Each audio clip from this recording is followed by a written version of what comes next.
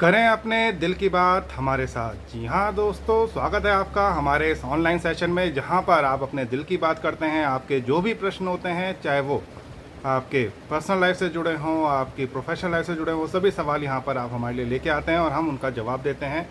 सबसे पहले मैं यहाँ पर धन्यवाद करना चाहूँगा हमारे मौज परिवार का। आपका भरपूर प्यार हमें यहाँ पर मिल रहा है। तमाम एक प्रश्न आपकी तरफ से आ रहे हैं और उन प्रश्नों के हम यहाँ पर जवाब देने का पूरा प्रयास कर रहे हैं। हालांकि तमाम एक प्रश्न यहाँ पर आ रहे हैं जिसकी वजह से डिले भी हो रहा है, तो उसके लिए हम क्षमा प्रार्थी हैं। और साथ ही मैं यहाँ पर धन्यवाद करना चाहूँगा हमारे कू परिवार का भी, क्योंकि कू का जो परिवार है वो निरंतर बढ़ता जा रहा है। 2.25 लाख से ज़्यादा फॉलोवर्स वहाँ पर हमारे साथ जुड़ चुके हैं। तो आपका भरपूर प्यार और स्नेह हमें मिल रहा है और अपना आशीर्वाद और प्यार यूँ ही हम पर बनाए रखें। आशा करते हैं कि आपको हमारे सेशंस पसंद आ रहे होंगे और इन्हीं सेशंस में आपके जो भी सवाल हैं आप हमसे पूछ सकते हैं। आपके जो भी सवाल यहाँ पर आते हैं, चाहे वो आपके करियर से जुड़े हों, आपकी पर्सनल लाइफ से जुड़े हों, आपकी जॉब से जुड़े हों, आपके एजुकेशन से जुड़े हों, प्रोफेशनल लाइफ से कोई भी सवाल, किसी प्रकार के सवाल अगर आपके पास हैं तो वो आप हमसे यहाँ पर पूछिए। हम सभी सवालों के यहाँ पर आपको जवाब देने का पूरा प्रयास यहाँ पर करते हैं और आगे भी करते रहेंगे। तो सबसे पहला प्रश्न, हम ज़्यादा बातें नहीं करते, सबसे पहला प्रश्न यहाँ पर ले लेते हैं कि किसका आया है और क्या आया है वो प्रश्न है। तो सबसे पहला जो प्रश्न आया है यहाँ पर ताराचंद रुंडला जी का ये प्रश्न है और ताराचंद जी ने यहाँ पर पूछा है कि ऑनलाइन मार्केटिंग कैसे स्टार्ट करें। तो ताराचंद जी आपको बताना चाहेंगे ऑनलाइन मार्केटिंग शायद आप करना चाहते हैं और आपका जो संदर्भ है वो डिजिटल मार्केटिंग से है। तो डिजिटल मार्केटिंग देखिए अपने आप में एक पूरी फील्ड है। आप यहाँ पर अपने प्रोडक्ट, अपनी सर्विसेज को ऑनलाइन माध्यम के जरिए प्रमोट करा सकते हैं, आगे बढ़ा सकते हैं। जैसे भी आप इसमें कंफर्टेबल हों, आप इसको करना चाहें, क्योंकि यहाँ पर तमाम एक इसके अंदर सब डोमेन आ जाते हैं। सब डोमेन इन द सेंस कि इसकी बहुत ज़्यादा बड़ी डाइवर्सिफाइड फील्ड है डिजिटल मार्केटिंग की। आपको क्या करना होता है, आपको अपनी पर्टिकुलर कोई फील्ड ऑप्ट करनी होती है। डिजिटल मार्केटिंग के अंदर आपका, मैं जैसे छोटी सी बात बताऊँ कि यहाँ पर आपका सर्च इंजन ऑप्टिमाइजेशन आएगा, जिसको हम SEO बोलते हैं। आपका यहाँ पर सर्च इंजन मार्केटिंग भी आएगा, जिसको हम SEM बोलते हैं। आपका यहाँ पर सोशल मीडिया मार्केटिंग भी आएगा, जिसको हम SMM बोलते हैं। इसके अलावा आप यहाँ पर कई सारे टूल्स यूज़ कर सकते हैं, जिससे आप अपनी रैंकिंग या अपने ब्लॉग में आप काम करते हैं, आप वेबसाइट पे हैं, पोर्टल पर हैं, तो उसकी रैंकिंग भी आप किस तरह से सुधार सकते हैं, वो सारी चीज़ें भी यहाँ पर रहती हैं। तो इनको भी आपको ध्यान में रखना होगा कि किस तरह से आप यहाँ पर काम कर सकते हैं।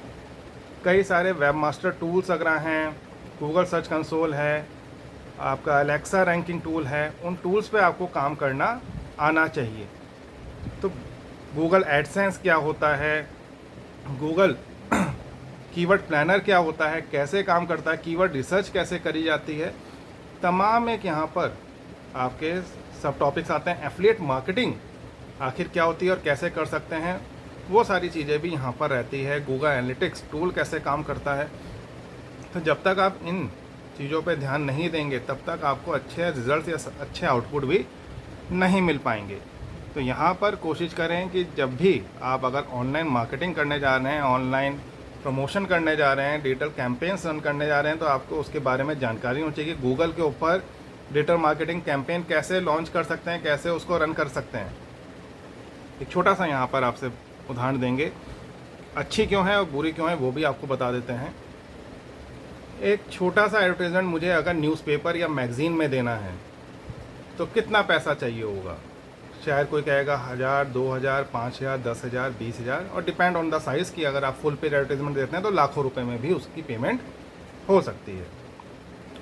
अब अगर मैं आपसे कहूं कि आपको डिजिटल मार्केटिंग में एक सबसे छोटा एडवर्टीज़मेंट देना है, सबसे कम पैसों में आप बता दो कितने रुपए में बनेगा, तो शायद कोई कहेगा 300, 500, 800, 1000, इस तरह से आपको बता दें। अगर आप गूगल सर्विसेज को यूज़ कर रहे हैं तो मिनिमम जो आपका बजट है एक छोटे से छोटे एडवर्टीज़मेंट का, वो आपका यहाँ पर 22 रुपये, 28 रुपये, 35 रुपये इतना बन जाता है। तो आप देख रहे हैं रीच बहुत ज़्यादा नहीं मिलेगी। आप अगर सोचें कि 20 रुपये खर्च करके आप 2000 यूज़र तक अपना ऐड पहुंचा देंगे, ऐसा नहीं होने वाला। बहुत छोटी रीच मिलेगी, बहुत कम रीच मिलेगी, लेकिन आपको एक ऑप्शन प्रोवाइड हो रहा है। आप यहाँ पर अपने जो सर्विसेज हैं वो सामने वाले लोगों तक पहुंचा पा रहे हैं। आपके पास ये सबसे अच्छी चीज़ यहाँ पर मिल पा रही है, जो कि वहाँ पर कहीं ना कहीं मिसिंग है। ट्रेडिशनल मार्केटिंग में ये सारी चीज़ें नहीं होती, जबकि डिजिटल मार्केटिंग में बड़े आसानी से आप इस काम को कर सकते हैं। तो बहुत अच्छी यहाँ पर मार्केटिंग रीच मिलती है। आप अपने अकॉर्डिंग जो अपना एडवर्टाइजमेंट है उसको डिस्प्ले करा सकते हैं। मान लीजिए मैंने न्यूज़पेपर में एडवर्टीज़मेंट दिया, और न्यूज़पेपर का जो एडवर्टीज़मेंट है अब उसको ये माना जाता है एज अ स्टैंडर्ड। अगर मैं गलत नहीं हूँ और काफ़ी सारे लोग हो सकता है मीडिया से जुड़े भी हों तो आप मेरी बातों को रिलेट कर पाएंगे। यहाँ पर अगर हम एक न्यूज़पेपर में एडवर्टीज़मेंट देते हैं तो ये माना जाता है कि वो एडवर्टीज़मेंट, एक न्यूज़पेपर 5 लोग पढ़ते हैं परिवार में, 5 लोग स्टैंडर्ड माना जाता है। तो अगर आपका सर्कुलेशन 25,000 का है तो रीच जो होगी वो कहलाएगी 1,25,000। ठीक है, 1,25,000 यहाँ पर रीच कहलाएगी, क्योंकि आपका सर्कुलेशन 25,000 का यहाँ पर आ रहा है। अब सही से मुझे बताइएगा, दिल पे हाथ रख के बोलिएगा, कितनी बार ऐसा होता है कि घर पे न्यूज़पेपर आते हैं और हम उसको देखते भी नहीं, पढ़ते भी नहीं? बहुत बार ऐसा होता होगा। क्या आप एक दिन पुराना न्यूज़पेपर पढ़ते हैं? अगर कल पढ़ना भूल गए तो क्या आज आप जाके पढ़ेंगे? बिल्कुल नहीं पढ़ेंगे। वो कहाँ जाएगा? रद्दी की टोकरी में जाएगा।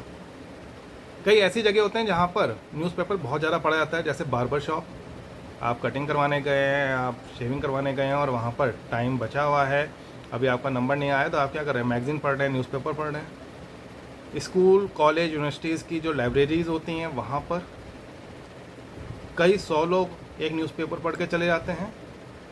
तो यहाँ पर एक एक्चुअल फिगर नहीं आ पाती है, वो कहीं ना कहीं मिसिंग होती हैं। हालांकि अगर आप सोचें कि ये एक्चुअल फिगर्स हैं तो एक्चुअल फिगर वो नहीं होती हैं, वो वहाँ पर दिक्कतें रहती हैं। ट्रेडिशनल मार्केटिंग में आप कभी नहीं बता सकते कि एक्चुअल कितने लोगों ने आपका एडवर्टीज़मेंट पढ़ा है, देखा है या उसको इंगेज किया है, उसके ऊपर क्वेश्चनिंग करी है। ये चीज़ें आपकी ट्रेडिशनल मार्केटिंग में पॉसिबल ही नहीं है। और ट्रेडिशनल मार्केटिंग में जब बात कर रहा हूँ मैं, तो यहाँ पर सिर्फ इसकी बात नहीं कर रहा कि न्यूज़पेपर या मैगज़ीन की, यहाँ पर मैं टीवी कमर्शियल्स की भी बात कर रहा हूँ। टीवी पे ऐड कितने लोगों ने देखा नहीं पता चलता, जबकि अगर हम यही चीज़ डिजिटल मार्केटिंग में आ जाएं तो सबसे अच्छी चीज़ जो मुझे खुद पर्सनली लगती है कि डिजिटल मार्केटिंग में आप क्या कर सकते हैं, यहाँ पर एग्जैक्ट फिगर बता सकते हैं। आपने एक ऐड कैंपेन रन करी, आपको शाम तक पता चल गया कि 2,67,540 लोगों ने आपका ऐड देखा है। आपको ये पता चल जाएगा कि 2,67,440 लोग में से मेल्स कितने हैं, फीमेल्स कितनी हैं, मेल्स का एज ग्रुप क्या है, फीमेल्स का एज ग्रुप क्या है, यंगस्टर्स पसंद कर रहे हैं या सीनियर सिटीजन्स पसंद कर रहे हैं आपका एडवर्टीज़मेंट, किस डेमोग्राफी को बिलोंग करते हैं। भाई नॉर्थ इंडिया में है तो नॉर्थ इंडिया में भी आपका यूपी है, उत्तराखंड है, हिमाचल है, दिल्ली है, राजस्थान है, तो तमाम एक सिटीज़ आती हैं, हरियाणा, पंजाब, कौन सा वाला नॉर्थ इंडिया, तो वो भी हम टारगेटेड कर सकते हैं। तो इतना ज़्यादा स्पेसिफिक डेटा हमें यहाँ मिल जाता है डिजिटल मार्केटिंग में, इसलिए मुझे सबसे ज़्यादा अच्छी भी लगती है, क्योंकि डिजिटल मार्केटिंग में जब हम करते हैं तो हम अपनी स्ट्रेटजीज़ भी प्लान आउट कर सकते हैं। स्ट्रेटजीज़ प्लान आउट करने का मतलब मेरा ये है कि मान लीजिए आज मैंने कोई अपनी ऐड कैंपेन रन करी, वो अच्छा परफॉर्म नहीं कर रही है, देन मेरे पास एक ऑप्शन मिलता है मेरे को कि मैं अपनी डिजिटल मार्केटिंग कैंपेन को यहाँ पर दोबारा से कुछ मॉडिफाई कर पाऊँ। अगर कोई एग्जिस्टिंग चल रही है उसको हॉल्ट करना चाहूँ तो उसको हॉल्ट कर दूँ, और दोबारा से नई डिजिटल मार्केटिंग कैंपेन के अंदर कुछ मॉडिफिकेशन करने के बाद, कुछ एडिटिंग करने के बाद, कुछ अपने टारगेट ऑडियंस को चेंज करने के बाद मैं उसमें आगे बढ़ पाऊँ। तो ये चीज़ें तभी पॉसिबल हैं जब हम उस पर काम करते हैं। तो इसलिए डिजिटल मार्केटिंग मेरे को बहुत ज़्यादा अपीलिंग, बहुत ज़्यादा सूट करती है, बहुत ज़्यादा अच्छी लगती है, क्योंकि यहाँ पर हम अपनी स्ट्रेटजीज़ प्लान आउट कर सकते हैं, अपने स्ट्रेटजीज़ के अकॉर्डिंग हम यहाँ पर काम कर सकते हैं, जबकि ट्रेडिशनल मार्केटिंग में ये सारी चीज़ें पॉसिबल नहीं हो पाती थी। हमें क्या करना होता था, स्टैटिस्टिक्स और पुराने ओल्डर डेटा के ऊपर फोकस करके अपना काम करना होता था। तो यहाँ पर ये चीज़ बहुत ज़्यादा निकल के सामने आती है कि डिजिटल मार्केटिंग कैंपेन्स जब आप रन करते हैं तो वहाँ पर आपके लिए बहुत अच्छी अपॉर्चुनिटीज़ आपको मिलती हैं इन रिस्पेक्ट विद कि अगर आप वहाँ पर ट्रेडिशनल मार्केटिंग टेक्निक्स यूज़ करते हैं। और इसकी सीरीज़ भी हमारी अवेलेबल है, आप देखना चाहें तो उन सीरीज़ को भी आप जाके सर्च करके देख सकते हैं। तमाम एक जानकारी वहाँ पर दी गई हैं, आप भी उसको जाके देख सकते हैं। तो यहाँ पर आप अगर ट्रेडिशनल मार्केटिंग छोड़कर डिजिटल मार्केटिंग प्लेटफॉर्म्स पर स्विच कर रहे हैं तो मैं कहूँगा बहुत अच्छा करने जा रहे हैं। डिजिटल मार्केटिंग, ऑनलाइन मार्केटिंग जरूर करनी चाहिए प्रोडक्ट्स की, क्योंकि आगे फ्यूचर यही है। अगर आप आगे अपने प्रोडक्ट, अपने सर्विसेज को और ज़्यादा ग्रो कराना चाहते हैं, आगे बढ़ना चाहते हैं, तो आपको डिजिटल प्लेटफॉर्म्स पे स्विच कर देना चाहिए। It is the best time. वो नहीं कि आप आगे जाके कुछ डिसीजन लें, अभी डिसीजन लेके आगे बढ़ जाइए। अगला यहाँ पर अमिता सिंह जी ने हाय भेजा है। तो हेलो अमिता सिंह जी, आपको और आपके परिवार को मेरी तरफ से प्यार भरा नमस्कार। कैसे हैं आप, ज़रूर बताइएगा। दैन मुनि सिंह जी हैं, मुनि सिंह जी ने यहाँ पर मैसेज भेजा है कि सर नेटवर्क मार्केटिंग में लोगों को कैसे ज्वाइन करें। बहुत बढ़िया सवाल यहाँ पर मुनि सिंह जी ने आपने पूछा है। लेकिन नेटवर्क मार्केटिंग क्या होती है? नेटवर्क मार्केटिंग यानी कि लोगों को आपस में जोड़ना। अब लोगों को जब हम जोड़ना चाहते हैं तो उन लोगों को जोड़ने के लिए हमें कहीं ना कहीं उनके एंड से सोचना होता है। दिक्कत क्या आती है कि आप जब नेटवर्क मार्केटिंग या MLM की बात करते हैं, यानी मल्टी लेवल मार्केटिंग की जब हम बात करते हैं, तो यहाँ पर हम लोगों को जोड़ने की तो बात करते हैं, लेकिन हम एक्चुअली लोगों को जोड़ नहीं रहे होते। हम क्या कर रहे होते हैं यहाँ पर, हम अपने क्या बेनिफिट्स मिलेंगे, हमें क्या मिलेगा, हम किस तरह से ग्रो करेंगे, हमारे दिमाग में वो सारी प्लानिंग चल रही होती है। अगर आप एक सक्सेसफुल एंटरप्रेन्योर बनना चाहते हैं, सक्सेसफुल डिजिटल मार्केटर बनना चाहते हैं, या नेटवर्क मार्केटिंग के क्षेत्र में अपने पांव जमाना चाहते हैं, तो सबसे पहले तो आप सामने वाले का व्यू पॉइंट जानना शुरू कर दें और उसके अकॉर्डिंग सोचना शुरू कर दें। आप ये मत देखिए कि सामने वाला अगर आपको ज्वाइन करेगा तो आपको क्या फ़ायदा होगा। आपको उसको ये बताना है कि अगर वो पर्सन आपको ज्वाइन करता है तो उसको क्या फ़ायदा होगा। जी हाँ, आपको सामने वाले के फ़ायदे बताने हैं, आपको अपने फ़ायदे नहीं गिनाने। आपको यह नहीं बताना कि अरे यार तुम ज्वाइन करो, मैं ज्वाइन करूँगा, मेरे नीचे 2 लोग ज्वाइन करें, दैन तुम्हारे नीचे 4 लोग ज्वाइन करेंगे और तुम सब काम करोगे और मुझे यहाँ पर कमीशन मिलेगा, खूब पैसा कमाऊँगा। ये कभी मत बोलिए। आप ये कहिए कि तुम मेरे नीचे ज्वाइन भले ही कर रहे हो, लेकिन मैं भी तुम्हारी मदद करूँगा, मैं भी तुम्हारे नीचे लोगों को जोड़ूंगा, जिससे कि तुम तो ग्रो करो और साथ में उसको इनडायरेक्टली मेरी भी ग्रोथ वहाँ पर निकल करके आए। तो इस तरह से जब आप अपनी बातें रखेंगे, जब आप सामने वाले को लेकर के चलने की बात करेंगे, जब आप उसको दिखाएंगे कि हाँ आप उसके लिए भी आप काम करने को तैयार हैं। आपने तो अपना काम पूरा कर लिया कि आपने अपने नीचे 2 लोगों को जोड़ लिया। अब ऐसा थोड़ी है कि पूरी ज़िंदगी वही जोड़ता रहेगा, आपका काम ख़त्म नहीं। आपको भी यहाँ लोगों को कन्विंस करना है, लोगों को लेके आना है, और उसके लिए आपको यहाँ प्रयास भी करने होंगे। उस पर्टिकुलर पर्सन के साथ अगर आप लोगों को जोड़ना चाहते हैं तो निश्चित तौर पे आप लोगों को वहाँ पर जोड़िए। तो ये सारी चीज़ें ज़रूर यहाँ पर ध्यान रखी जाती हैं। आप नेटवर्क मार्केटिंग अगर कर रहे हैं या लोगों को लेके आना चाहते हैं तो अपने फ़ायदे मत गिनाइए। पिरामिड मॉडल में जाना चाहते हैं जाइए बिल्कुल, लेकिन लोगों के फ़ायदे बताइए कि उनको क्या बेनिफिट मिलने वाला है, उनके लिए किस तरह से ये एक कामयाब मार्केटिंग स्ट्रेटजी होने वाली है। पे आउट्स कैसे रहेंगे, कमीशन कैसे आएगा, क्या बेनिफिट्स मिलेंगे, वो सारी चीज़ें बताइए। कोई अगर कंपनीज की पॉलिसीज़ हैं कि हाँ ग्रुप इंश्योरेंस मिल देगा जितने भी लोग जुड़ेंगे, तो वो उसके बारे में बताइए। जब तक आप सामने वाले के बेनिफिट्स नहीं गिनाएंगे, सामने वाला व्यक्ति आपके से या आपकी बातों से कन्विंस नहीं होने वाला, और जब तक वो कन्विंस नहीं होगा, यकीन मानिए वो आपके साथ नहीं जुड़ेगा। दुनिया में सबसे ज़्यादा मुश्किल काम होता है लोगों की जेब से पैसा निकालना। कुछ लोगों को शायद हंसी आ रही होगी, लेकिन बिल्कुल सच बोल रहा हूँ। दूसरे व्यक्ति की जेब से पैसा निकलवाना सबसे ज़्यादा मुश्किल काम होता है इस दुनिया में। और अगर आप दूसरों की जेब से वाकई पैसा निकलवाना चाहते हैं तो आपको उनके लेवल पे जाके सोचना होगा, उनके बेनिफिट्स के बारे में बताना होगा, तभी आप आगे ग्रो कर पाएंगे। छोटा सा उदाहरण देता हूँ, जल्दी समझ में आएगा। जियो, रिलायंस जियो, आई गेस आपने नाम तो सुना होगा, अगर इस्तेमाल नहीं भी करते होंगे। और ये मत कहिएगा कि नहीं सर आप जियो का प्रमोशन कर रहे हैं, प्रमोशन नहीं कर रहा, मैं एक केस स्टडी बता रहा हूँ। तो यहाँ पर क्या है कि रिलायंस जियो जैसे है, तो उसने क्या किया, आपको फ्री ऑफ कॉस्ट अपने सिम बांटे। बिल्कुल सही है, फ्री ऑफ कॉस्ट लोगों ने सिम खरीदे क्या मतलब कि लाइनों में लग के लिए, फ्री ऑफ कॉस्ट उन्होंने लिए। जितनी ज़्यादा लंबी आपने लाइनों दूसरों लाइनों में लगे, उससे ज़्यादा नोटबंदी की लाइनों में लगे, उससे ज़्यादा तो आपने जियो के सिम लेने के लिए लाइनें लगा ली। और फ़ोन भी उसके चक्कर में लेना पड़ा, क्यों, वो जो सिम थे वो थे 4G टेक्नोलॉजी पे बेस्ड। उन्होंने सिर्फ एक आपको सपना दिखाया कि हम आपको इंटरनेट फ्री देंगे, कॉलिंग फ्री देंगे, अनलिमिटेड, जितना मर्जी इस्तेमाल करिए, सब फ्री। ठीक, आपने फ्री में लालच में आकर के, क्योंकि यहाँ पर जो प्रॉस्पेक्ट है वो कौन है, कंज्यूमर है, तो कंज्यूमर ने लालच में आके क्या किया कि हाँ ठीक है फ्री मिल रहा है, मेरे को मिल रहा है, निश्चित तौर पे मैं ये फ्री को ऑप्ट ज़रूर करूँगा। और आपने क्या किया, वहाँ पर फ्री वाले स्कीम में पढ़ करके जियो के सिम लिए, फिर आपने जियो का फ़ोन भी ले लिया, या फिर 4G कोई दूसरा फ़ोन वहाँ पर आपने ले लिया। क्या हुआ इससे, जियो ने आपको ये नहीं कहा कि आप अगर सिम लेंगे तो मैं अमीर बनूंगा।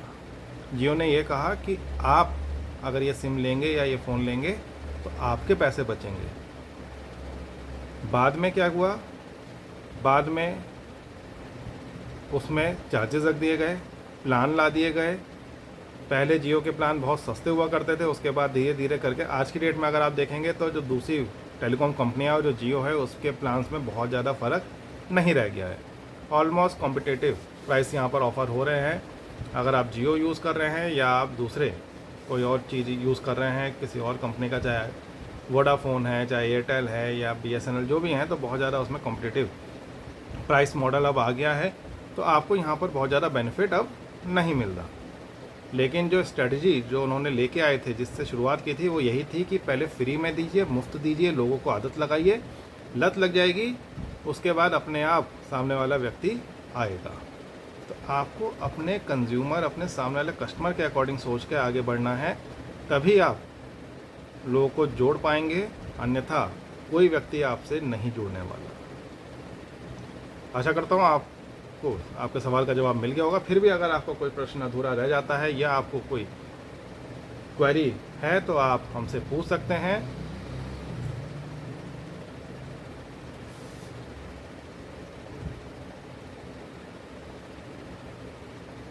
ओके, अगला प्रश्न यहाँ पर ले लेते हैं।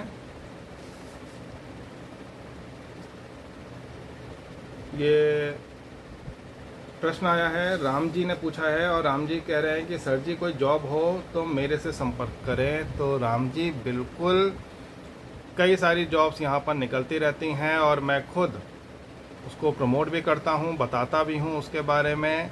स्वयं भी सर्च करके मेरे चैनल पे जा कर के उसको देख सकते हैं। जितने भी जहाँ पर भी मुझे पता चलती है कोई जॉब निकली है, किस लेवल की जॉब है, कितने उसमें पे आउट है, एक्सपीरियंस क्या चाहिए होगा, सैलरी पैकेज कितना रहेगा, रोल क्या रहेगा, किस लोकेशन पे आपको जॉब मिलने वाली है, तमाम एक चीज़ें वहाँ पर मैं डिस्कस करता हूँ, बताता हूँ। तो अगर आप मुझे फॉलो करते हैं तो निश्चित तौर पे आपको वो भी चीज़ें दिखाई देती होंगी, और उसके ज़रिए आप वहाँ पर जो भी आपकी क्वालिफ़िकेशन है, जो भी आपकी पढ़ाई लिखाई है, उसके अकॉर्डिंग जो भी बेस्ट आपको लगता है कि हाँ आप यहाँ पर अच्छा परफॉर्म कर सकते हैं, एक अच्छा आपके लिए अपॉर्चुनिटी हो सकती है, तो निश्चित तौर पे उसके अकॉर्डिंग आप वहाँ पर अप्लाई करिए, ज़रूर आपको सफलता मिलेगी। सिर्फ सोचते रहने से कुछ नहीं होगा। कुछ बार लोग सोचते हैं कि यार ये तो बड़ी हाई फाई जॉब है, बड़ी कंपनी है, यहाँ मेरा सिलेक्शन कहाँ होगा, यहाँ तो सोर्स चलेगी, सिफारिश चलेगी, ऐसा मत सोचिए। अगर आप में हुनर है, अगर आप में काम करने की ललक है और आपने अगर इंटरव्यू अच्छे से क्रैक कर दिया, निश्चित तौर पे मानिए कि अगर भले ही कोई सोर्स वाला बंदा भी आया हुआ, हो सकता है कंपनी उसको भी रखे मजबूरी में, लेकिन आपको भी वो छोड़ेगी नहीं। तो आपको अपनी परफॉर्मेंस 100% देनी ही देनी है। ये सोच करके कि वहाँ पर कोई दूसरा व्यक्ति सिलेक्ट होने जा रहा है, या मेरे अंकल ने बताया था वहाँ तो एक नेताजी की सोर्स पे बंदा जा रहा है, वहाँ पर फलाने के सोर्स पे, अधिकारी की सोर्स पे बंदा जा रहा है, मत सोचिए, उनके बारे में मत सुनिए। मैंने पहले भी कहा है कि जो लोग नेगेटिविटी फैलाते हैं, नेगेटिव बोलते हैं, उनके प्रति तो बहरे बन जाइए, डीफ हो जाइए, कान बंद कर लीजिए। गांधी जी की सुना है ना, 3 बंदर गांधी जी के, तो उसमें से एक बंदर वही है कि जो बुरा ना सुनो। तो बुरा ना सुनने वाला क्या है यहाँ पर? बुरा ना सुनना यही है कि आपको नेगेटिव जो बोलने वाले लोग हैं, जो नेगेटिविटी फैला रहे हैं, आपको वो नहीं सुनना है, उसके बारे में नहीं सोचना, उसके बारे में बात ही नहीं करनी। आपको क्या करना है? आपको यहाँ पर पॉजिटिविटी मेंटेन करनी है, आपको अपना पॉजिटिव रहना है। जितना ज़्यादा आप पॉजिटिव रहेंगे उतना आपके लिए अच्छा रहेगा। नेगेटिविटी के में मत पढ़िए, नेगेटिविटी में पढ़ेंगे तो आप अपना ही बुरा कर लेंगे। आपको यहाँ पर अच्छा परफॉर्म करना है, पॉजिटिव रहना है, पॉजिटिव माइंडसेट के साथ जीवन में आगे बढ़ना है, तभी आपको यहाँ पर सफलता मिलेगी। तो कोशिश करें कि जितना पॉजिटिव माइंडसेट के साथ रहें उतना अच्छा है। नेगेटिविटी फैलाने वाले लोगों से दूरी बना के रखें, और कोई भी जॉब कहीं पर भी अगर निकल रही है तो उसको ये मत सोचिए कि छोटा काम है। देखिए, जीवन में कोई भी काम छोटा नहीं होता। सैलरी पैकेज कम ज़्यादा हो सकता है कोई 4th क्लास पर्सन हो जो सिर्फ स्वीपर जिसको कहते हैं, कि झाड़ू लगाने वाला, या कोई आपका सिक्योरिटी गार्ड है, कोई पियोन का काम कर रहा है, काम वो भी हैं। अगर वो काम ना हो तो दूसरे काम हो ही नहीं सकते। तो काम वो भी हैं, वो लोग भी कर रहे हैं। हाँ, उनको उतने ज़्यादा वेजेस नहीं मिल रहे, उतनी ज़्यादा सैलरी नहीं मिल रही। क्यों? क्योंकि जो दूसरे लोग जो टेक्निकल काम कर रहे हैं वो वहाँ पर ज़्यादा पैसा कमा रहे हैं। लेकिन काम होता है, काम छोटा बड़ा नहीं होता है। काम को काम देख के करेंगे तो बहुत अच्छा रहेगा। काम में अगर आप क्लासिफिकेशन लगा देंगे कि ये काम छोटा है, ये बड़ा है, ये अच्छा है, बुरा है, ऐसा मत करिए। काम के लिए बस ये कह सकते हैं कि हाँ, कुछ काम में आपको अच्छा पैसा मिलता है और कुछ काम में आपको करने के कम पैसे मिलते हैं। लेकिन ये मत सोचिए कि काम करने का पैसा नहीं मिलता है या काम छोटा बड़ा होता है। काम छोटा बड़ा नहीं होता है, लोगों की सोच छोटी बड़ी होती है। आपको अपनी सोच के दायरे से बाहर निकलना होगा। जब आप अपनी सोच के दायरे से बाहर निकलेंगे तभी आप अपने जीवन में कुछ कर पाएंगे। तो काम करिए, जो भी काम मिल रहा है ये मत सोचिए कि मुझे 50,000 का सैलरी पैकेज मिलेगा तभी काम स्टार्ट करूंगा, तभी जॉब करूंगा, क्योंकि जो मेरा दोस्त सुरेश है उसके इतना का सैलरी पैकेज है, मेरा जो दोस्त रमेश है उसका इतना सैलरी पैकेज है। तो उससे कंपेयर मत करिए। आपको जो काम मिल रहा है करिए, शुरुआत करिए। शुरुआत करेंगे निश्चित तौर पे सफलता ही मिलेगी। बहुत पुरानी कहावत है, जो रुका हुआ पानी होता है वो सड़ने लगता है, और जो बहता पानी होता है वो हमेशा साफ़ सुथरा रहता है। तो आपको यहाँ बहते रहना है, आपको रुक नहीं जाना। आप इसलिए जॉब नहीं कर रहे हैं कि आपको कम सैलरी मिल रही है, ऐसी गलती मत करिए। आप जॉब ज्वाइन करिए, क्योंकि वहाँ पर हो सकता है आपको नई नई अपॉर्चुनिटीज़ पता चलें। घर से बाहर निकलेंगे तभी तो पता चलेगी। घर में रहेंगे तो घर की ही बातों में उलझे रह जाएंगे। ठीक है? तो आपको हमेशा जीवन में आगे बढ़ने के लिए सोचना है, हमेशा जीवन में आगे बढ़ना है, और उसके लिए पॉजिटिव माइंडसेट होना बहुत ज़्यादा ज़रूरी हो जाता है। जितना ज़्यादा पॉजिटिव माइंडसेट के साथ आप काम करेंगे उतना आपके लिए अच्छा रहेगा। आगे बढ़ते हैं, अगला प्रश्न ले लेते हैं। अगला प्रश्न भी यहाँ पर थोड़ा सा नेटवर्क मार्केटिंग के ऊपर है। नेटवर्क मार्केटिंग में काम कर रहा हूँ, AWPI कंपनी का नाम है, उसमें काम करता हूँ। उसमें लोग जुड़ते नहीं हैं, मैं क्या करूँ? कोई जॉब हो तो मेरे को बताना। नेटवर्क मार्केटिंग में लोग जुड़ नहीं रहे हैं, मैं क्या करूं? घर बैठे कोई काम कर सकता हूं क्या? तो देखिए, बहुत बड़ा आपने यहाँ पर प्रश्न पूछा है। तो लेंथ वाइज कह रहा हूँ, प्रश्न तो वैसे वही है, नेटवर्क मार्केटिंग से जुड़ा ही है। तो जैसे मैंने अभी थोड़ी देर पहले आपको बताया कि नेटवर्क मार्केटिंग एक बहुत अच्छी, बहुत उम्दा फील्ड है जिसमें आप जा सकते हैं। बहुत अच्छी अपॉर्चुनिटीज़ भी यहाँ पर आपको मिलती हैं, लेकिन अपने तक सीमित होके मत रहिए। अगर आप यही सोचते रहेंगे कि आपके क्या बेनिफिट्स हैं, आप कितना पैसा कमा सकते हैं, आपको क्या क्या यहाँ पर अपॉर्चुनिटीज़ मिलेंगी लोगों के ज्वाइन करने पर, तो यकीन मानिए आप जीवन में आगे नहीं बढ़ पाएंगे। जीवन में आगे बढ़ने के लिए आपको यहाँ पर इस सोच के साथ आगे बढ़ना होगा कि आप दूसरों की ज़िंदगी में क्या वैल्यू एडिशन दे सकते हैं। और एक बहुत अच्छी बात जो मुझे लगती है, किसी ने कही भी है, कि जब आप दूसरों का भला करना शुरू कर देते हैं, अपना भला तो हर कोई करता है, ठीक है, अपने लिए सब कोई कमाता है, अपना भला हर कोई करना चाहता है, अपने भले के लिए हर एक व्यक्ति कंसर्न रहता है, अपना या अपने परिवार का। लेकिन जिस दिन आप दूसरों के भला करने के बारे में सोच लेते हैं, आप ये ठान लेते हैं कि आप कुछ ना कुछ चेंज लेकर के आएंगे सोसाइटी में और आप दूसरों का भला करके रहेंगे, जब इस सोच के साथ आप अपने जीवन में आगे बढ़ते हैं तो यकीन मानिए ऊपर वाला भी, जिसको हम सुपर नेचुरल पावर बोलते हैं, वो ऊपर वाला भी आपके बारे में कहीं ना कहीं सोचना शुरू कर देता है और वो खुद भी कहीं ना कहीं से आपके लिए भी इस तरह की अपॉर्चुनिटीज़ लेकर के आने लगता है कि आप भी बहुत अच्छे लेवल पे आकर के अपना काम कर पाएँ। अगर आप दूसरों के लिए सोचेंगे तो दूसरे तो आपके बारे में सोचेंगे, ऊपर वाला भी आपके बारे में सोचेगा। और यहाँ पर एक छोटी सी मुझे कहानी याद आ रही है कि एक बहुत ही निर्धन, बहुत ही गरीब व्यक्ति एक हुआ करता था। तो उसने एक बार भगवान से पूछा कि है भगवान, मैं इतना गरीब हूँ, इतना निर्धन हूँ कि मैं 2 वक्त की रोटी भी नहीं कमा पाता हूँ, भीख मांग के लोगों से गुजारा बसर करता हूँ अपना। क्या यही जीवन जीने के लिए आपने मुझे इस धरा पर, इस पृथ्वी पर उतारा था? तो बहुत व्याकुल होकर भगवान से वो प्रार्थना करता है। तो रात में जब वो सो रहा होता है तो भगवान उसके सपने में आते हैं। तो भगवान के दर्शन वो जब करता है सपने में तो पूछता है कि भगवान, मेरा एक ही प्रश्न है कि क्या मुझे यही जीवन जीना है, इसी तरीके से जीना है, इतनी गरीबी में ही मुझे अपना जीवन यापन करना है? तो भगवान कहते हैं कि वत्स, तुम्हारे जीवन में तुम्हारे जो नसीब है उसमें सिर्फ 4 कुंटल अनाज ही लिखा हुआ है। अब वो 4 कुंटल अनाज तुम्हें अपने पूरे जीवन में खाना है। अगर मैं तुम्हें ज़्यादा दे दूंगा तो वो जो तुम्हारा जीवन है, बाकी का जीवन तो तुम्हें कुछ मिलने ही वाला ही नहीं है। तो तुम्हें अपने हिस्से के 4 कुंटल अनाज को तुम्हें थोड़ा थोड़ा मिलता रहे, तुम्हारा जीवन चलता रहे, इसलिए मैं थोड़ा थोड़ा ही तुम्हें इस तरह से अनाज दिलवा देता हूँ। व्यक्ति बहुत परेशान होता है, वो कहता है कि प्रभु, एक मेरी विनती है आपसे, मेरे हिस्से का जितना अनाज अभी बचा हुआ है, 4 कुंटल आपने बताया कि मेरे जीवन, पूरे जीवन का मुझे 4 कुंटल अनाज ही मिलना था, जितना मेरा अनाज मेरे जीवन का बचा हुआ है, आप मुझे कल सुबह सारा अनाज मेरे हिस्से का मुझे दे दीजिए। एक दिन मैं ऐसा जीवन में जीना चाहता हूँ कि जिस दिन मुझे कमी महसूस ना हो। तो भगवान कहते हैं तथास्तु, और अंतर ध्यान हो जाते हैं। जब वो गरीब सुबह उठता है तो देखता है कि उसकी कुटिया में अनाज की बोरियां रखी हुई हैं। इतना अनाज देख के उसका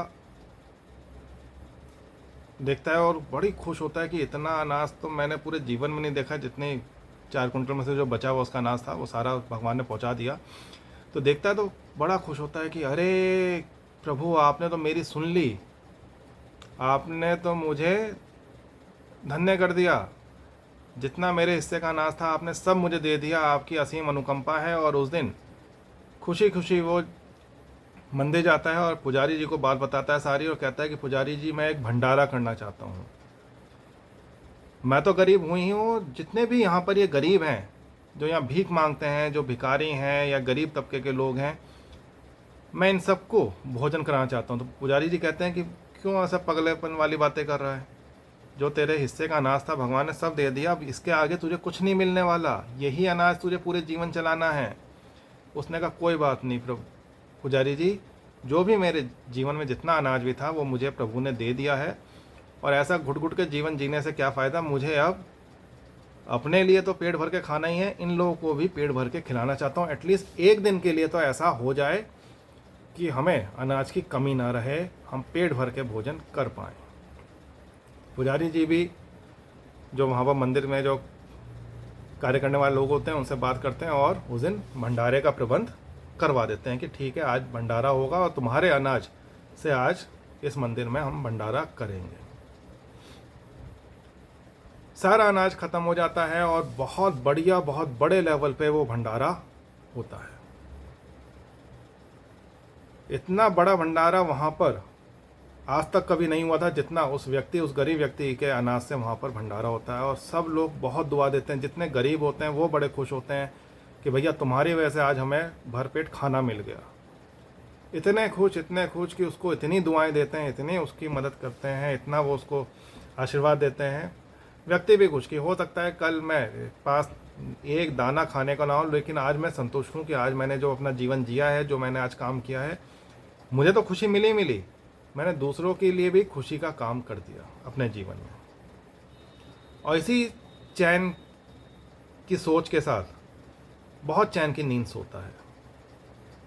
जब सुबह उठता है तो देखता है उसकी कुटिया में फिर से कल से ज़्यादा दुगना अनाज वहाँ पर रखा हुआ है।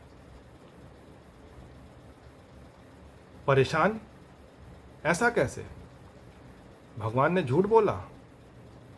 भगवान ने तो कहा था कि इतना ही अनाज मेरे नसीब में है, ये इतना सारा अनाज आज फिर कैसे आ गया? तभी वहां पर भगवान प्रकट होते हैं। तो व्यक्ति भगवान से पूछता है कि भगवान आपने मुझसे झूठ क्यों बोला? जब मेरे नसीब में इतना सारा अनाज था तो आपने आज तक मेरे को ऐसे गरीबी वाला जीवन जीने दिया। कल आपने कहा था कि फाइनल अनाज ये है तुम्हारे हिस्से का जो मैं दे रहा हूँ, इसके बाद तुम्हारा कोई अनाज का हिस्सा नहीं बचेगा, इतने में तुम्हें अपना पूरा जीवन निकालना है। तो आज ही अनाज इतना सारा कहाँ से ले आए? इतना सारा अनाज आया कहाँ से? तो भगवान उसको कहते हैं बेटा तेरे नसीब का तो उतना ही अनाज था जितना मैंने कल तुझे दिया था। ये अनाज तो उन व्यक्तियों के नसीब का है जिसको तुमने दिया है, जिनको तुमने भोजन कराया है, ये उन व्यक्तियों के नसीब का अनाज है। और तुमने दूसरों के बारे में सोचना शुरू कर दिया, इसलिए उनकी जो आशीष तुम्हें मिली है, उनकी जो दुआएं तुम्हें मिली हैं, उसी से ये अनाज तुम्हें प्राप्त हुआ है। तुम ऐसे ही आगे कार्य करते रहो, तुम्हारे जीवन में कभी कोई कमी नहीं रहेगी। तो इस छोटी सी कहानी का यही सारांश है कि जब आप जीवन में दूसरों के लिए सोचना शुरू कर देते हैं, कोई है इस दुनिया में जो आपके लिए सोचना शुरू कर देता है। आप अच्छा करेंगे तो आपके साथ भी अच्छा ही होगा। हो सकता है किसी पल अच्छा ना हुआ हो या कोई बुरी चीज़ हुई हो या कुछ बुरा हो जाए, तो भविष्य में कुछ वापस लौट करके आएगा। यकीन मानिए, भरोसा करिए, अच्छा करिए, अच्छे बनिए। जीवन में सफलता आपके कदम चूमेगी। आप जितना दूसरों के बारे में सोचेंगे, दूसरों से तो आशीर्वाद, आशीष आपको मिलेगा ही, साथ ही आप जीवन में अग्रसर होते जाएंगे। आप झुक करके किसी बुजुर्ग व्यक्ति के अगर पाँव भी छूते हैं और अगर मान लीजिए वो आपका दुश्मन है या आपका कोई दोस्त नहीं है, आपका जानकार नहीं है, आपके सर पे वो हाथ फेर दे, नहीं भी फेरता है, कुछ नहीं बोलता है, ठीक है, वो ये भी नहीं कहता खुश रहो, आयुष्मान भव, कुछ नहीं बोलता वो व्यक्ति, तब भी अगर आप किसी के झुक करके अपने दिल से सलाम कर रहे हैं, दिल से आप पैर छू रहे हैं, तो वो आपको कभी गाली भी नहीं देगा। आपको अपने अंदर अच्छाइयाँ डेवलप करनी है, अपने अंदर अच्छाइयाँ लेकर के आनी है, तभी आप जीवन में आगे बढ़ पाएंगे। नेटवर्क मार्केटिंग में जैसे आपका सवाल है, आप दूसरों के लिए कार्य करना शुरू कर दीजिए, दूसरे आपके बारे में अपने आप सोचने लग जाएंगे। ठीक है, रुपए पैसे से ही हर एक की मदद नहीं होती, रुपए पैसे के अलावा भी आप दूसरों की मदद कर सकते हैं। कैसे करनी है, क्या करनी है, वो आप सोचिए।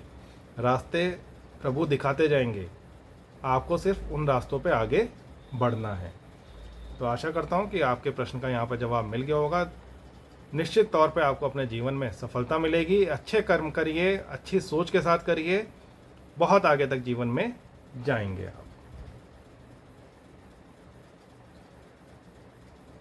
एक अगला प्रश्न तो नहीं है, हाय आया है रजनीश कुमार जी का। तो रजनीश कुमार जी, मेरी तरफ से भी आपको और आपके परिवार को नमस्कार। इसके अलावा प्रीति टामटा जी का भी यहाँ पर मैसेज आया, हेलो सर, हमारी एक रिंग खो गई, हम बहुत प्रॉब्लम में हैं, घर पे कह नहीं सकते, क्या आपसे हमें हेल्प हो जाएगी?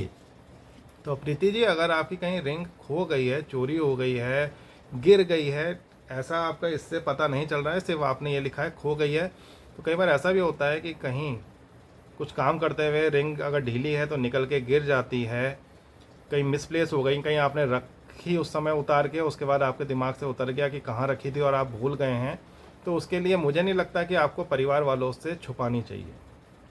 परिवार वालों को बता दीजिए ऐसे ऐसे एक दिक्कत है, ऐसे ऐसी प्रॉब्लम आई है, रिंग कहीं मिल नहीं रही है, गुम हो गई है, तो उसको ढूंढवा दें।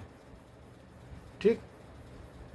अगर आप मान लीजिए ससुराल में हैं, ससुराल में आपको लग रहा हो कि आपके जो ससुराल वाले हैं वो आपको डांटेंगे या आपको बातें सुनाएंगे, तो देखिए गलती तो हुई है, दो चार बातें सुन भी ली तो कोई बड़ी बात नहीं है, लेकिन वो सब आपकी मदद भी करेंगे, आपके साथ वो रिंग ढूंढवाएंगे भी।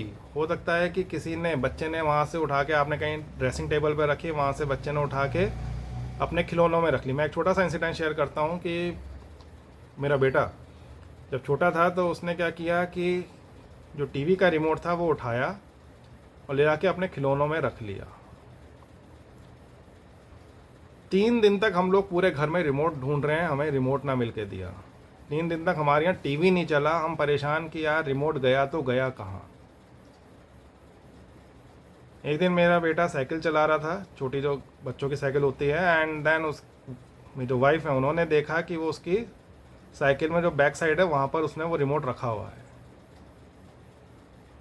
तो समझ रहे हैं आप, इंटेंशन चोरी की नहीं है, बच्चा खेल में वो चीज़ उठा के ले गया है, खेल रहा है उससे, उसको रिमोट नहीं पता कि रिमोट से टीवी चल रहा है, वो अपना बटन दिख रहे हैं उसको, वो अपना उठा के अपने खिलौनों में रख ली। और हम लोग यहाँ परेशान हो रहे हैं, हम सोच रहे हैं पता नहीं कहाँ चला गया, कहाँ गिर गया, क्या हो गया, कौन ले गया, हम अपने मन में तमाम एक तरह के कयास लगाए जा रहे हैं। तो हो सकता है आपकी रिंग घर में अगर बच्चे हों तो वो खेल खेल में कोई उठा के ले गए हों, खेल रहे हों, कुछ और कर रहे हों, तो उसको लेकर परेशान मत होइए। दूसरों के सामने अपनी परेशानी, जो घर वाले हैं उनके सामने अपनी परेशानी व्यक्त करिए, बताइए कि इस तरह के इश्यूज़ आए हैं, और वो कुछ ना कुछ सोल्यूशन जरूर निकालेंगे। थोड़ा सा अगर डांट भी देते हैं तो डांट सुन लीजिएगा, कोई बहुत बड़ी बात नहीं हो जाएगी। तो यहाँ पर थोड़ा सा डांट सुन के भी अगर आपका काम हो जाता है और आपको आपकी रिंग वापस मिल जाती है तो उससे ज़्यादा बड़ी खुशी की बात क्या होगी। तो मेरा मानना यह है कि घर वालों से बातें मत छुपाइए, उनको बताइए और रिंग ढूंढिए, घर पर ही होगी। और अगर घर से चोरी हुई है, इन केस 1% अगर मान लें कि अगर आपकी रिंग घर से चोरी हुई है, तो फिर बहुत ज़्यादा सावधान रहने की ज़रूरत है। कभी रिंग चोरी हुई है तो आगे और भी चीज़ें चोरी हो सकती हैं। सतर्क रहिए, संभल के रहिए, अपनी चीज़ों को सावधानी पूर्वक रखिए। अगर वाकई में इस तरह की कोई हरकत हुई है कि किसी ने आपके यहाँ से आपकी कोई रिंग उठा ली है, चुरा ली है, तो आपको यहाँ पर सतर्क हो जाना चाहिए। उसके लिए भी शुक्रगुजार होइए भगवान का कि एक छोटी सी रिंग के ऊपर ही आके बात रह गई, और कुछ बड़ी चीज़ चोरी हो जाती तो क्या होता। तो संभल के रहिए, वो भी अच्छा है। और अगर घर वालों की मदद से आपकी रिंग मिल जाती है तो कहना ही क्या, मुझे बड़ी खुशी होगी, आपको तो होगी, मैं मान रहा हूँ, उम्मीद कर रहा हूँ, लेकिन आपको भी खुशी के साथ साथ मुझे भी बहुत खुशी होगी अगर आपकी रिंग खोई भी मिल जाती है। तो आशा करता हूँ आपको जवाब पसंद आया होगा। फिर भी अगर आपका सवाल कोई अधूरा रह जाए तो आप हमसे यहाँ पर जुड़ सकते हैं, हमारे से अपना सवाल पूछ सकते हैं। अगला प्रश्न यहाँ पर आया है, ताहिर जी का ये प्रश्न है, और ताहिर जी ने प्रश्न पूछा है, लोग इतने मतलबी क्यों होते हैं? वह क्यों भूल जाते हैं कि हमने उनका इतना साथ दिया और अपनी बारी में भाग जाते हैं? तो ताहिर जी, बिल्कुल सही बात आपने यहाँ पर रखी है, और मैं खुद इस बात से सहमत हूँ कि आज के समय में आप अगर किसी की मदद कर रहे हैं तो ये सोच के मत करिएगा कि मैं इसकी मदद कर रहा हूँ तो सामने वाला व्यक्ति मेरी मदद करने आएगा। और सिर्फ मैं ये जान पहचान के लोगों के लिए नहीं कह रहा, आपके घर परिवार के लोगों के लिए भी कह रहा हूँ, आपके नाते रिश्तेदारों के लिए भी कह रहा हूँ। ज़रूरी नहीं कि आप यहाँ पर कोई काम कर रहे हैं तो वो जो काम है उसके बदले में आपको कुछ रिवर्ट बैक मिलेगा। आपके घर वाले बड़े खुश हो जाएंगे, आपको शाबाशी देंगे ऐसा ज़रूरी नहीं कि कुछ होने जा रहा है। आपको अगर कोई कार्य करना है, कुछ भी आपके जीवन में परेशानियां हैं, या आप दूसरों की अगर मदद कर भी रहे हैं, तो ये सोच करके मत करिए कि सामने वाला भी आपकी बारी आने पर आपकी मदद करेगा। निस्वार्थ भाव से अगर आप करना चाहते हैं करिए। और बड़े बुजुर्ग कह के तो गए हैं, नेकी कर दरिया में डाल। अच्छे कर्म करो और उसको भूल जाओ, दरिया में डाल दो, बहा दो। क्योंकि सामने वाला व्यक्ति ज़रूरी नहीं कि आपको जब जरूरत पड़ेगी तो वह आपके साथ आके खड़ा होगा। वो भूल जाएगा कि आपने कितनी बड़ी मदद आपके लिए करी थी, आपने उसके लिए कुछ याद नहीं रखेगा। वो सिर्फ अपने लिए, अपने कामों के लिए अपेक्षाएं रखता है। तभी तो मनुष्य को स्वार्थी कहा जाता है। जानवर को हम स्वार्थी क्यों नहीं कहते? क्योंकि जानवर को अगर आप प्यार करते हैं तो जानवर पलट करके आपसे प्यार करता है। अब यहाँ पर हम शेर, चीते या घड़ियाल या मगरमच्छ की बात नहीं कर रहे हैं। जो हिंसक प्रवृत्ति के जीव हैं वो तो हिंसक ही रहेंगे कैसे ना कैसे करके, उनका स्वभाव तो नहीं परिवर्तित हो जाएगा, तो उनके लिए हम बात नहीं कर रहे हैं। लेकिन ऐसे लोग जो कि स्वार्थी प्रवृत्ति के होते हैं, पहली चीज़ आपको ऐसे लोगों से दूरी बना के रखनी चाहिए। जितनी ज़्यादा हो सके ऐसे लोगों से दूरी बनाइए, उतना आपके लिए अच्छा रहेगा। दूसरा, कोशिश करिए कि आप अगर किसी के लिए अच्छा कर रहे हैं, कोई अच्छी आप वहाँ पर बात कर रहे हैं, कोई किसी की हेल्प कर रहे हैं, तो ये सोच के मत करिए कि मैंने इसकी हेल्प करी है, इसको भी मेरी हेल्प करनी पड़ेगी। जी नहीं, बिल्कुल नहीं। वो समय चला गया, ना आप ज़बरदस्ती किसी की हेल्प करवा सकते हैं। जो दुनिया है आज के समय में, बहुत दुनिया क्या कहें, जो पीढ़ी है, और उसमें मैं भी आता हूँ, आप भी आते हैं। तो जो हमारी जो पीढ़ी है ना, जो इस समय, ये बहुत ज़्यादा प्रैक्टिकल हो गई है। प्रैक्टिकल इन द सेंस कि अगर व्यक्ति को लगता है कि हाँ, सामने वाले पर्सन से उसको काम पड़ सकता है, अगर मुझसे किसी को काम पड़ सकता है तो मुझे दिन में 10 बार सलाम करके जाएगा। और अगर उसको लगता है कि ये पर्सन तो बेकार है, या इसका जीवन में भविष्य में कोई भी सार्थक काम नहीं हो सकता, या इसका इस्तेमाल नहीं किया जा सकता, तो सामने से आंखें मिला के भी चला जाएगा, आंखें झुकेंगे नहीं, भले ही उस व्यक्ति ने कितनी भी उस सामने वाले व्यक्ति की मदद करी हो।